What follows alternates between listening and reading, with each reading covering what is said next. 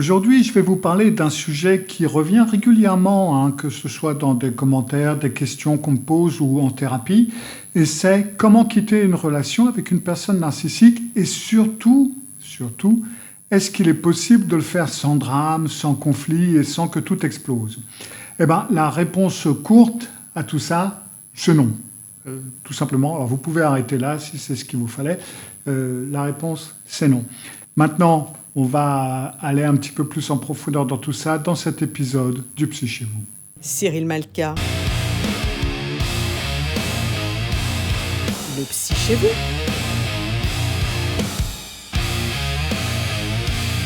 Cyril Malka, le Psy chez vous. Alors avant tout, si vous n'êtes pas encore abonné, abonnez-vous. Cliquez sur la petite cloche pour être averti lorsque je mets une nouvelle vidéo en ligne et mettez un petit pouce en l'air pour montrer votre appréciation et n'hésitez pas à partager avec tous ceux ou celles à qui vous pensez que ça pourrait faire plaisir ou être utile.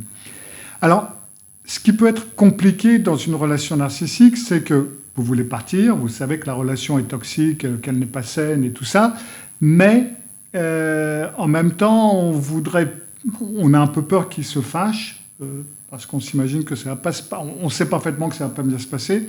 On veut pas ou alors on veut pas qu'il soit blessé, ou alors on veut protéger les enfants, on veut protéger la famille. On voudrait que ça se passe bien de façon civilisée en tout cas. Et oui, c'est bien, c'est raisonnable, c'est très humain. Je suis tout à fait d'accord avec vous, mais il y a une chose que vous devez comprendre, c'est que vous ne pouvez pas obtenir cette solution. C'est pas possible.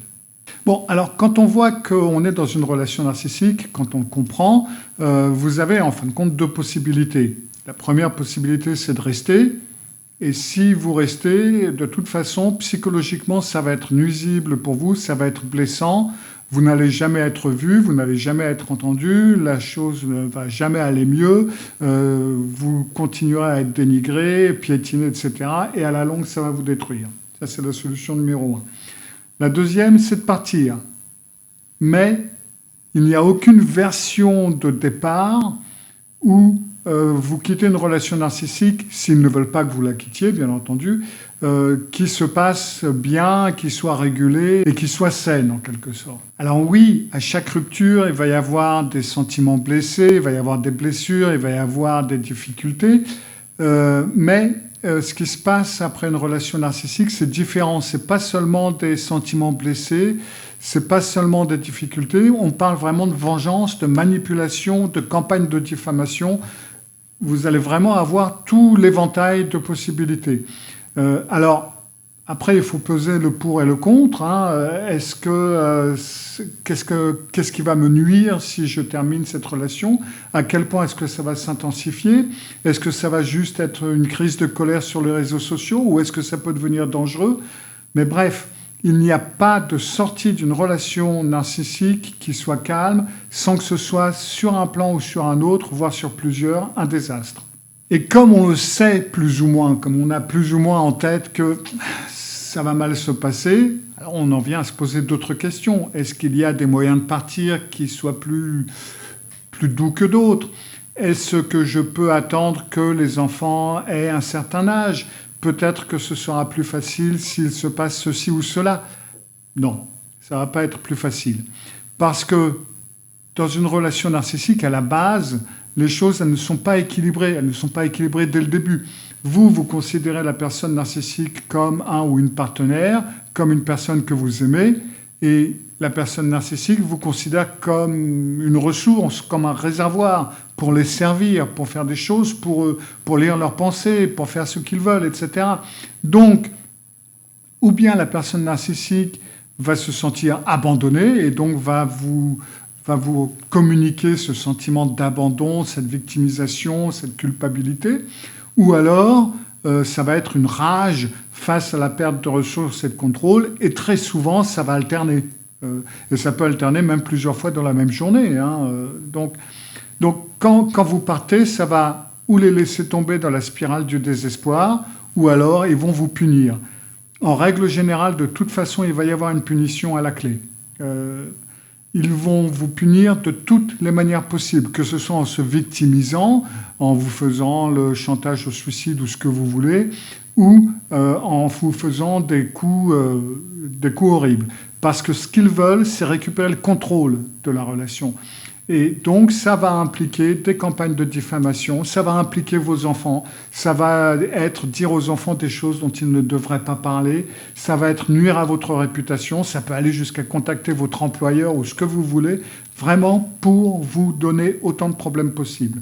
Donc, à la question, est-ce qu'il y a un moyen de terminer cette relation de façon plus ou moins paisible ou de façon plus ou moins équilibrée et mature? Non, pas vraiment. Bien au contraire, des fois, quitter une relation narcissique peut contenir un danger, un véritable danger, et ça, il faut faire avec et il faut calculer, il faut mettre ça dans vos calculs. Si vous attendez que les étoiles s'alignent, etc., vous allez rester dans une situation traumatique parce que les étoiles ne seront jamais alignées. Donc vous allez rester bloqué dans cette relation éternellement.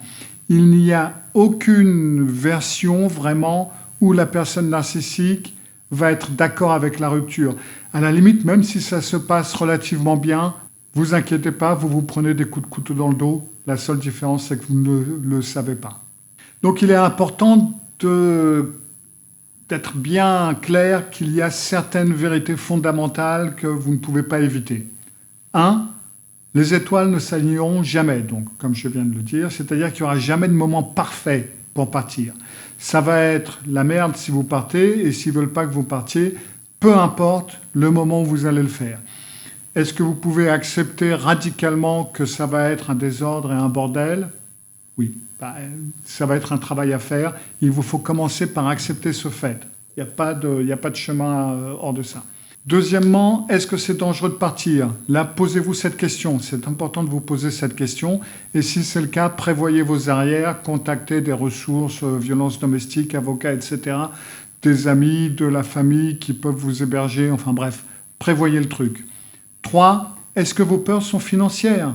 Posez-vous des questions difficiles. Est-ce que vous êtes prêt à descendre en revenus, à descendre en qualité de vie physiquement? Parce que d'un autre côté, vous allez augmenter votre qualité de vie psychologiquement parlant, c'est beaucoup plus sain.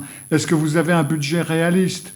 Combien est-ce que vos enfants devront-ils abandonner? Est-ce que vous allez devoir déménager? Est-ce que vous pouvez revenir au travail? Est-ce que vous pouvez gagner plus d'argent, etc. Parce que dans un divorce, avec une personne narcissique, vous allez être arnaqué financièrement. C'est un fait. La question, c'est pas si vous allez être arnaqué, mais ça va être de combien. Donc prévoyez-le et ne perdez pas de vue que la justice, l'équilibre, l'équité, tout ce que vous voulez, ça n'a jamais eu sa place dans la relation narcissique. Ça n'était pas une relation équilibrée quand vous étiez ensemble. Pourquoi est-ce que vous vous imaginez que ça va être plus juste et plus équilibré dans un divorce? Point à la ligne. Donc, ne comptez pas sur une justice, ne comptez pas sur un équilibre, il y aura des pertes. 4. Est-ce que vos peurs sont pour vos enfants? Je sais que dans certains pays européens, par exemple la Belgique, c'est 50-50, c'est la garde partagée pour les enfants, point à la ligne. Et d'autres pays tendent beaucoup vers cette solution. Le narcissisme, la réalitorsion, essayer de prouver que votre conjoint ou conjointe est narcissique, machin, etc., ça ne va pas être des raisons suffisantes pour que la garde soit équilibrée. Ça ne va pas être accepté par la justice. Par contre, si le parent narcissique demande la garde 50-50, la plupart du temps, ils vont l'obtenir. Alors, vous allez avoir certaines personnes qui vont dire « Bah ouais, mais moi, je ne veux pas que mes enfants soient déchirés entre nous deux. Je ne veux pas qu'ils soient en contact avec leur parent narcissique qui va se victimiser, bien entendu. Et tout ça, ça peut vous retenir de divorcer ou de vous séparer. » Alors oui, c'est parfaitement possible et au moins vous savez pourquoi. Ce n'est pas la même chose que de rester bloqué, mais là, vous avez une bonne raison. Mais en fin de compte, si vous y réfléchissez, ça veut dire que vous acceptez radicalement que les schémas de la relation ne vont pas changer, donc que vos enfants vont évoluer dans cet environnement, et ça veut dire que vos enfants vont avoir un modèle de relation relativement malsain. Ils vont croire que la vie de couple, papa, maman, la famille, c'est ça, et ça risque de les impacter pour leur futur. Donc, est-ce que l'un est mieux que l'autre, je trouve que ça peut être une question qui peut être très difficile à répondre. De toute façon, la personne narcissique va le plus souvent se battre comme un lion pour la garde des enfants. Alors c'est pas parce qu'il ou elle est spécialement intéressé dans les enfants, hein, en tant qu'enfant, etc. C'est pour vous le faire payer. C'est une question de contrôle, c'est une question de vengeance. C'est pas à propos des enfants, c'est à propos d'une victoire. Ils veulent gagner. Très souvent, vous remarquerez que même si sur le papier, vous vous mettez d'accord pour 50-50, etc., eh ben, pour beaucoup de parents narcissiques, en fin de compte, vous risquez d'avoir beaucoup plus de temps que les 50-50 avec vos enfants, tout simplement parce que, encore une fois, le but n'était pas d'avoir les enfants pour les enfants, mais c'était pour gagner. Et à la limite, les enfants risquent de devenir compliqués s'ils trouvent un ou une nouvelle compagne, machin, etc.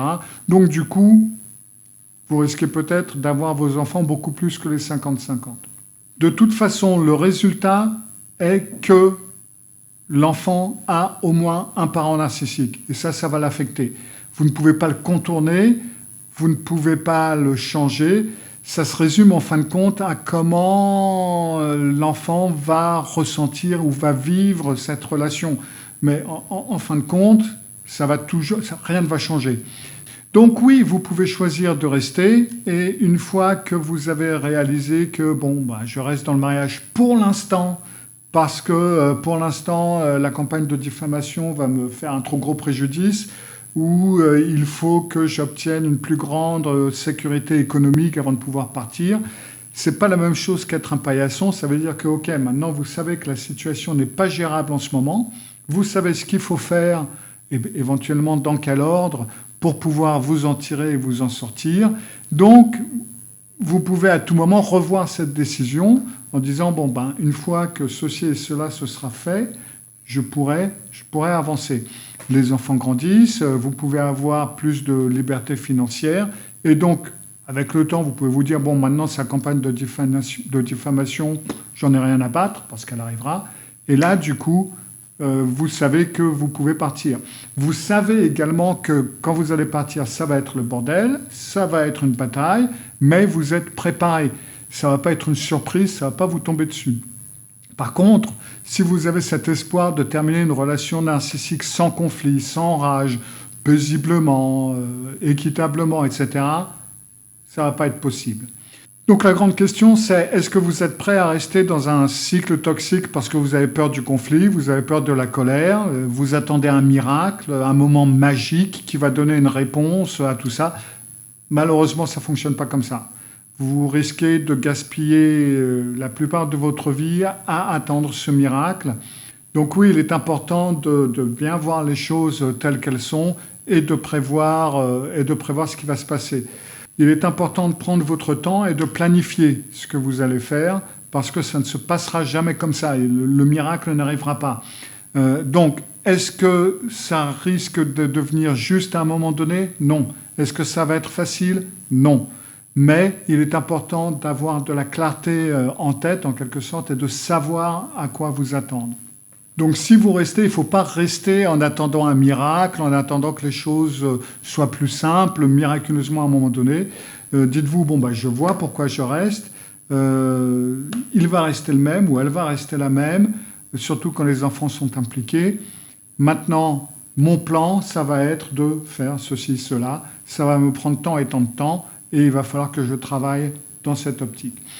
Si vous décidez de partir, ou au moment où vous décidez de partir, sachez que ça ne sera jamais simple, ça ne sera jamais équilibré. Mais maintenant, vous savez que vous pouvez le supporter parce que vous êtes prêt à le faire. Le problème dans tout ça, c'est que très souvent, on ne veut pas voir les choses clairement. On aimerait que les choses soient plus simples, que les choses soient plus faciles, mais c'est tout simplement pas comme ça. Est-ce qu'il est plus difficile de quitter ou est-ce que c'est plus problématique d'être quitté par une personne narcissique? J'en ai fait une vidéo que vous pouvez voir là. Cyril Malka. Cyril Malka, le psychiatre. Cyril Malka. Cyril Malka, le psyché.